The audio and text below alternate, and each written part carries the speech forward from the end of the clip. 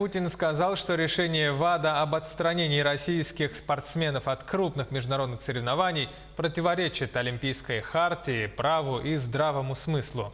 По словам президента, РУСАДА создавали в тесном взаимодействии с ВАДА. Принятое решение носит политический оттенок, констатировал глава государства. Добавим, что пресс-конференция Владимира Путина проходит уже в 15-й раз. Нынешняя вновь побила рекорд по числу аккредитованных журналистов – 1895 человек.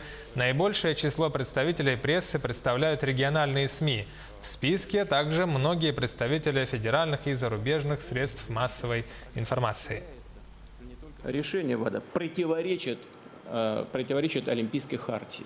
Не должна команда страны выступать под нейтральным флагом, если нет фактических претензий к действующему Олимпийскому комитету. Ну, так в хартии записано.